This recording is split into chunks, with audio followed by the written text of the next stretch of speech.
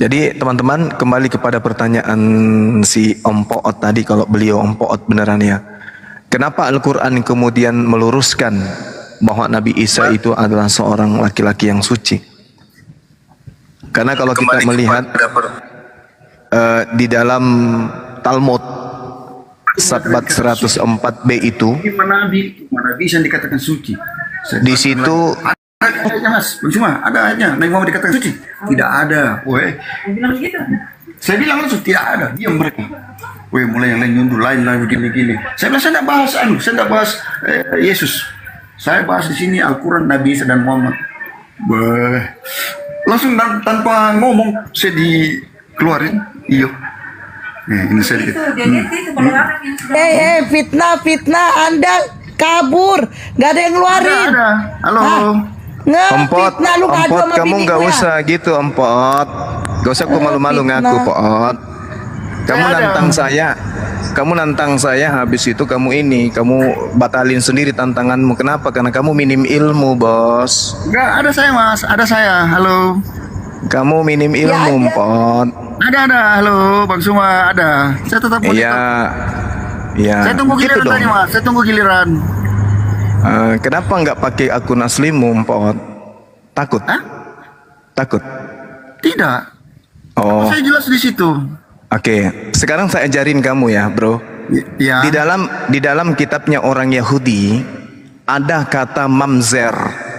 Mamzer itu tuduhan yang diberikan kepada orang-orang Yahudi, yang memberikan tuduhan itu kepada Maria. Sehingga di dalam kitab mereka yang saya katakan tadi, itu Yesus dituduh sebagai anak hasil zina. Yesus itu putra pantera yang kemudian berzina dengan Maria. Itu diceritakan di dalam kitab Talmudnya orang Yahudi. Nah, Yesus yang adalah nabi, di dalam iman kami adalah rasul. Di dalam kitab Talmud dikatakan Sabbat 104b itu diterangkan dengan kata mamzer, artinya anak zina, anak haram. Maria kemudian dituduh berzina dengan seorang prajurit Romawi bernama Pantera. Itu di kitabnya Yahudi. Maka Al-Quran datang mensucikan beliau. Jangan Anda jadikan itu sebagai hadiah untuk kamu. Tidak. Al-Quran datang bukan untuk Kristen. Al-Quran datang untuk menuduh, untuk kemudian meluruskan tuduhan orang-orang kafir yang membantah kenabian Yesus. Makanya dikatakan innama ana rasulu rabbih li'ahaba laki gulaman zakiyan. Wahai Maria, sesungguhnya aku hanyalah utusan Tuhanmu untuk menyampaikan anugerah kepadamu seorang anak laki-laki yang suci. Ini apa ayatnya? Untuk membesarkan kepala Kristen? Tidak. Ini untuk membantah, mengagungkan Nabi Isa yang dituduh sebagai anak zina. Makanya dalam Talmud itu diterangkan itu. Diterangkan bagaimana kemudian Talmud bercerita kalau Yesus itu adalah mamzer. Yesus itu anak zina. Di mana dalilnya? Baca di Talmud Sabat halaman 104, halaman nomor 104, 4b. Sekarang pertanyaannya, Kristen ketika menemukan tuduhan orang Yahudi kepada Yesus, apa pembelaan Kristen terhadap Yesus? Ada. Tunjukkan. Di mana Yesus dikatakan anak lahir ini adalah anak suci? Malah di kitab Anda lebih menghinakan lagi, karena dia dilahirkan dari seorang wanita yang sudah bertunangan dengan Yusuf. Ini, Bang Suma, oke. Oke, Bang Suma. Ayo. Bang Suma, coba Bang Suma buka Yohanes 13 ayat 13. Apa itu?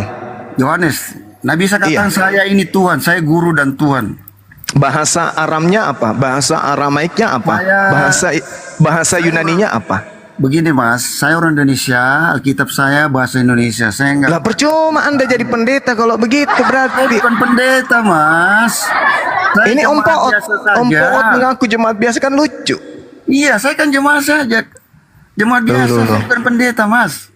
Terus saya hanya membaca 2 kitab. Ya? Terus kenapa Anda mengaku mau mengajarin saya? Oke, Anda bikin jadwal, kenapa Anda kabur dari jadwal Anda sendiri? Benar. Sekarang gantian ya Mas. Iya, silakan. Oke, begini Mas Suma. Iya. Saya baca di Al-Quran, dari 25 nabi yang diangkat Allah itu cuma Nabi Isa.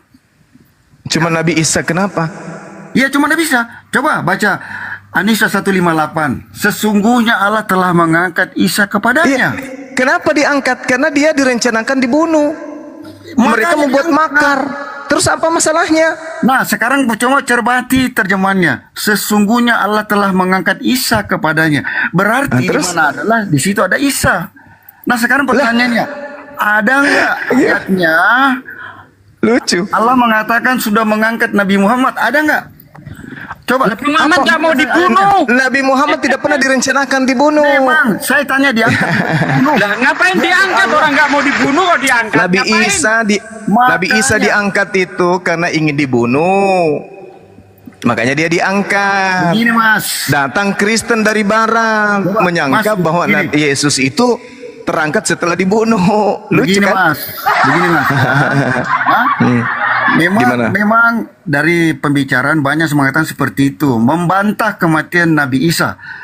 Tetapi di surah Maryam dikatakan, selamatlah ketika aku dilahirkan, selamatlah ketika aku meninggal, selamatlah ketika dibangkitkan kembali. Jadi Nabi Meninggalnya Isa kapan? tahap lahir, Meninggalnya meninggal, kapan? bangkit. Meninggalnya kapan? Kan Yesus saya melewati itu. Tolong tunjukkan ayatnya Mas. Di dalam kitabmu Yesus nanti bangkitnya di akhir zaman. Wah, itu kan kedua kalinya Mas. Itu dia. Kenapa dibangkitkan lagi? Kenapa Bukan, dibangkitkan lagi? kedatangan. Berarti Yesus 2 kali mati. Ini bukan kedatangan Nabi Isa Kok kedua bukan kali. pula? Coba Bang Suma baca As-Sukruf ayat 61. Kolose 3 nomor 1, Yesus dibangkitkan di akhir zaman. Berapa Baca. kali Yesus bangkit? Mas, saya bahas ini Al-Quran Mas. Iya, saya juga bahas kitabmu. Ngapain ku bahas Al-Quran? Kau nggak bacanya pun nggak bisa. Ada Nabi Kolose itu. 3 nomor 1, Yesus dibangkitkan di akhir zaman. Berapa kali Yesus bangkit rupanya? Wah, Wah. ini Mas, baca Sukruf Ah, ayat 61. pantasan Anda Yang takut datang hari diskusi kiamat dengan siapa, saya. Mas? Apa? Sukruf ayat 61. Sesungguhnya turunnya Nabi Isa kenapa? pertanda kiamat. Jangan ragu-ragu tentang kiamat itu, ikutilah. Az-Zukhruf 61 posisi Nabi Isa itu tidak ada bedanya dengan Dajjal. Wah, Ngerti? beda, Dajjal siapa? Itu. Gini saya terangkan sedikit. Dajjal Kenapa? itu bukan Diam dulu saya terangkan supaya orang tidak salah paham. Ompong, Kenapa? ompong. Aduh, diam dulu dong. Iya. Biar saya terangkan ya. Tenang. Kenapa Ya. saya katakan posisinya itu sama dengan Dajjal? Karena Dajjal itu sebagai tanda akan datangnya kiamat. Nabi Isa juga di situ sebagai pertanda akan datangnya kiamat. Sama-sama, Bos. Ngerti? Tanya Bang Juma tuh, kalau saya salah Bang Juma. Benar itu. Benar. Jadi kedatangan Nabi Isa itu sebagai pertanda sudah dekat kiamat. Makanya Nabi kami ini ketika datang mengusir Kristen. Kristen diadili oleh Yesus. Kenapa dia datang kedua kalinya? Karena ada yang terdakwa. Siapa terdakwa? Penyembahnya. Baca Matius 7 nomor 15 sampai nomor 23. Enyahlah engkau dariku wahai Kristen. Engkau semua Kristen pembuat kejahatan. Matius 13 nomor 50, Kristen dilemparkan ke dalam api neraka menyala-nyala kekal. Itu dalil. Wa innala ilmu lis-saah wala tamtarunna biha wattabi'un hadza siratul mustaqim. Dan sungguh dia itu benar-benar menjadi pertanda akan datangnya hari kiamat. Jadi siap-siap aja. Kalau Nabi kami sudah datang, maka itu tanda-tanda kiamat sudah dekat. Ketika Nabi kami datang, barulah seluruh ahli kitab akan beriman kepadanya. Oh, ternyata Islam Nabi Muhammad ini betul. Ternyata Mesias yang kita tunggu ini ternyata benar-benar Nabi Isa. Sedangkan Kristen di mana? Orang-orang salib ini di mana? Diusir. Innalladzina kafaru min ahlil kitabi wal musyrikina fi nari jahannam khalidina fiha. Matius 7 nomor 23. Orang-orang Kristen diusir dan dilemparkan ke dalam api neraka. Anda mau kemana? Mau kemana? Ingat ya, Kolose 3 nomor 1 itu menjawab asumsi Anda di dalam surah Maryam ayat 33. Di situ ada kata sunegeiro. Sunegeiro artinya dibangkitkan. Jadi Yesus dibangkitkan pada akhir zaman. Sedangkan dalam kitab Ibrani dikatakan manusia mati hanya sekali saja. Itu dalam kitab Ibrani. Manusia ditentukan mati sekali. Berarti Yesus matinya kapan kalau begitu? Nggak mungkin matinya pada saat dia datang. Pada saat dia terangkat itu dia belum mati. Ibrani 9 nomor 27, Allah telah menetapkan bahwa manusia mati satu kali saja. Dan setelah itu diadili, dibangkitkan untuk diadili. Kolose 3 nomor 1, sunegeiro itu artinya dibangkitkan. Yesus dibangkitkan di akhir zaman.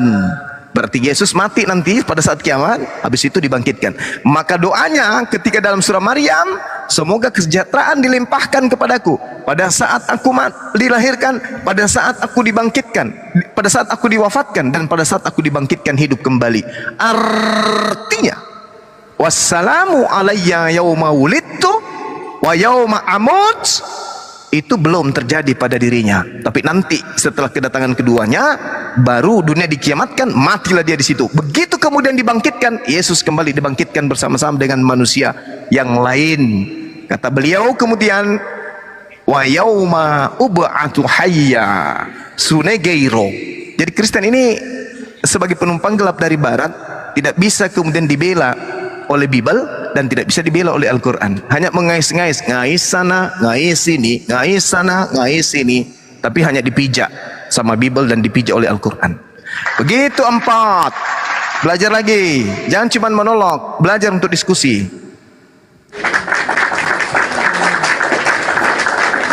Kalau perlu berdua dengan istrinya. Jangan bikin jadwal, habis itu Anda ganti lagi jadwalnya, Anda mundur. Karena Anda tahu Bang semua paham Bible.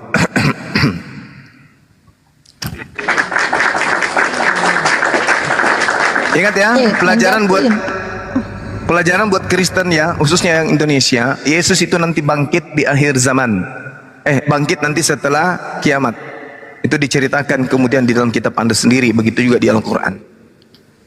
Jadi tinggalkan itu ajaran-ajaran yang aneh-aneh dari barat, itu tinggalin aja. Mending kalian ateis. Mending kalian ateis. Karena ajaran Kristen itu adalah ajaran anti-Yesus, anti-Kristus. Pada saat Anda menyembah manusia Kristus, pada saat itu Anda membantah kekristusan Yesus. Kristus itu adalah manusia yang diurapi, yang ditahirkan, yang ditasbihkan, yang disucikan, yang ditobatkan, yang dibersihkan oleh Tuhan. Itulah yang disebut Yesus ini sebagai Kristus, Mesias. Gitu. Siapakah pendusta itu? Bukankah mereka yang menyangkal bahwa Yesus itu adalah Kristus? Nah, tuh. Yang menyangkal Yesus itu sebagai manusia adalah Kristen.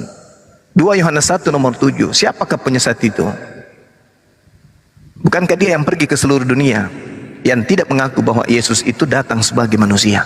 Jadi kalau orang Kristen menuhankan Yesus, berarti membantah kemudian bahwa Yesus itu datang sebagai manusia. Apa buktinya bahwa Kristen itu anti-Kristus? Buktinya mereka mendirikan bangunan, masuk ke dalamnya setiap hari Minggu, lompat-lompat menyembah anak manusia. Itulah bukti. Apa Bang? Apa? Itulah bukti bahwa Kristen ini adalah anti terhadap Yesus. Yesus mengajarkan menyembah kepada Elohim, Eloah, Allah, Allahah. Tetapi Kristen justru mengajarkan menyembah kepada anak manusia. Nah, itulah bukti bahwa Kristen itu adalah anti-Kristus. Makanya dalam Matius 7 nomor 15 sampai nomor 23, saudara Om Poot, kalian semua dienyahkan ke neraka menurut Yesus. Tanda-tanda pengajaran nabi palsu adalah memanggil Yesus Tuhan, mengusir setan pakai nama Yesus, bermujizat pakai nama Yesus, bernubuat pakai nama Yesus, dan itu hanya ada di Kristen. Apa kata Yesus? Pada saat itulah aku akan berterus terang kepada mereka, enyahlah daripadaku, kalian semua adalah pembuat kejahatan. Halilintar. Demikian.